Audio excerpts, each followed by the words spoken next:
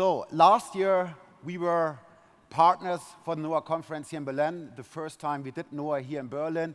This year, we are Axel Springer co-hosts, and that's why we also did the rebranding into Axel Springer NOAH. We have made a long-term agreement, so there are many NOAHs here in Berlin to come. From Axel Springer's side, we did it for two reasons. The first one being, we as a media industry were first hit by digitization. Now we are in the midst of how digitization is spreading across all industry. It's a central theme of our times, and it will be so for the decades to come. The second reason, of course, being our hometown and headquarters is located here in Berlin. And bearing that in mind, a warm welcome also from our side here to Berlin. Berlin is a fantastic city, a great place to live, to work, to eat, to drink, to get drunk, to laugh, to party, and to chill. And even more important for you, also to invest. Berlin is accelerating at very high speed on the business side. If you take the biggest reckoned startup hubs worldwide, the 10, 6 of them are located in the United States, only 2 in Europe. It's here in Berlin and London, and rightly so. Here in Berlin, every 20 hours, a startup is founded nowadays. And if you take the venture capital money invested in Germany, last year it amounted to 2.1 billion euros. Of these 2.1 billion euros in Germany, more than 80% were invested here in Berlin. More than 80% of total money invested here in Berlin. And what's even more interesting, if you compare it with London, London last year had 1.8 billion. So Berlin now has surpassed London regarding venture capital investments.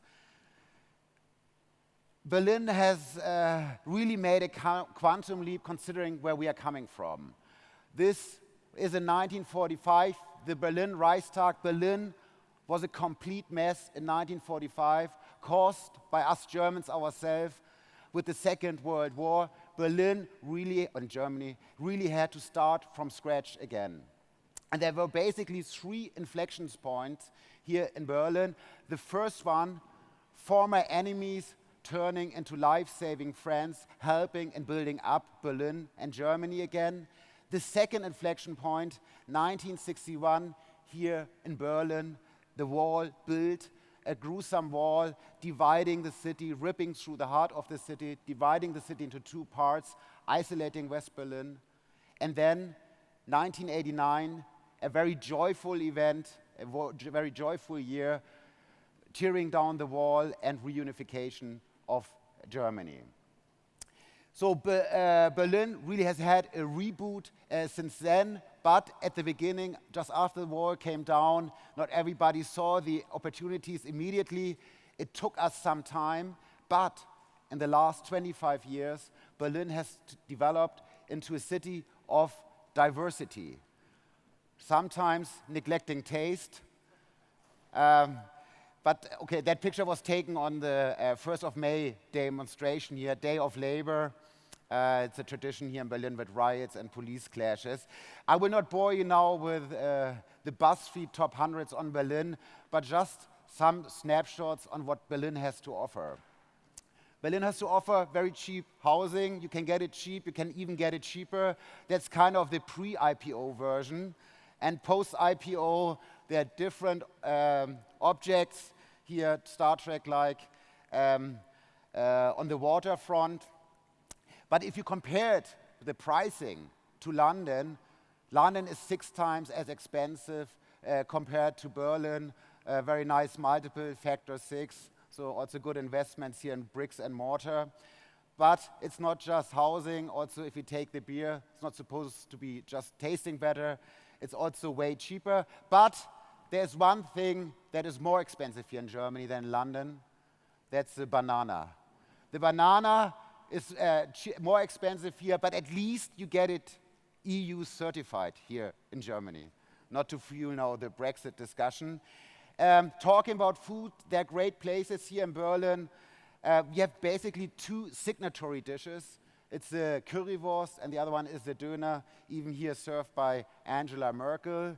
And if you want it more upscale, we have, of course, the Borchardt restaurant, favorite upscale hangout place for the Hollywood crowd, and also for editors-in-chief or commanders-in-chief. Tom Hanks always refers to it as the schnitzel place. He loves the schnitzel at the Borchardt, but for the super hipster, health-conscious millennials, we also have vegetarian scampi's based on soya. And if that's not enough for you, we also have vegetarian shoes.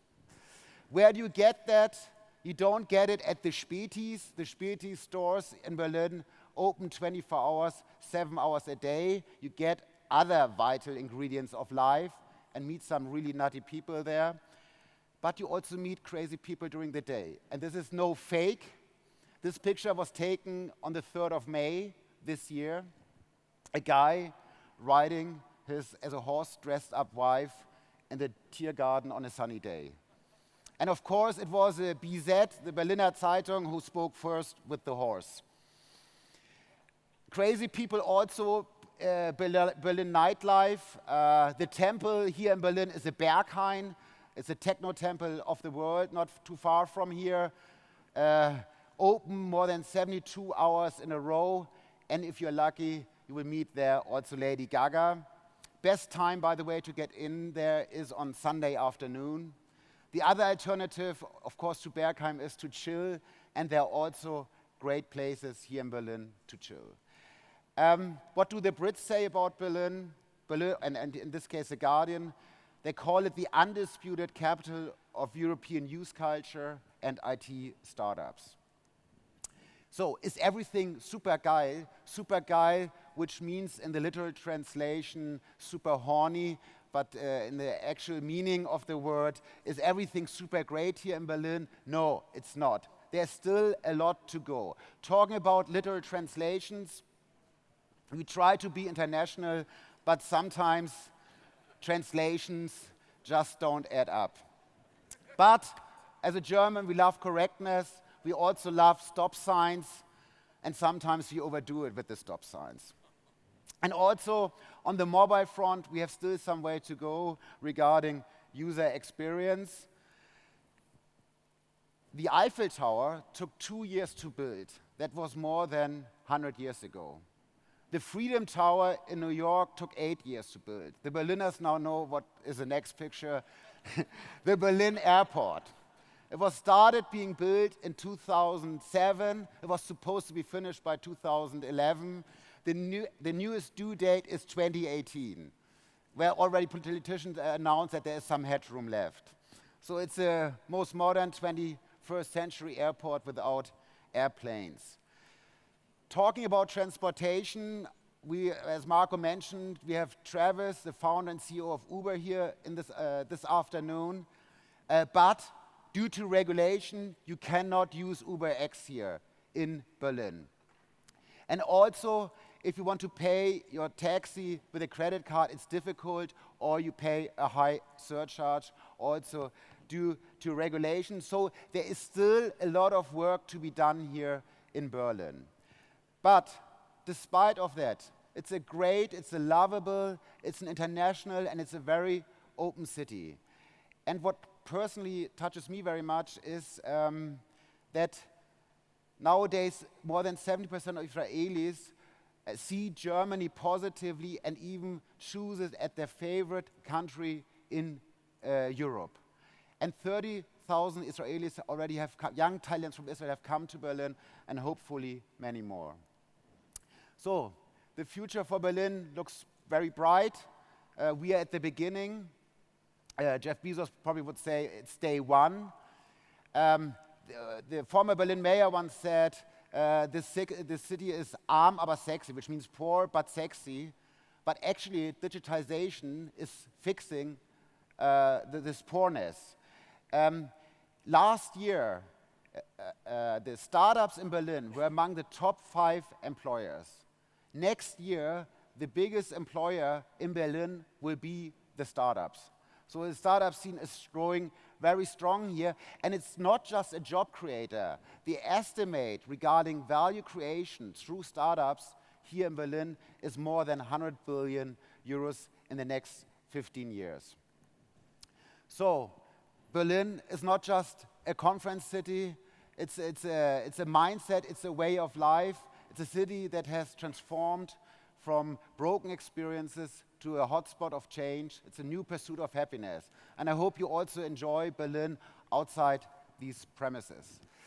Marco, where are you? Great. No, you are Mr. NOAH. I mean, you have created NOAH. You have brought it up to what it is today. We are very happy to be partners here for this conference, the next 2 days, and for the years to come. Thank you very much.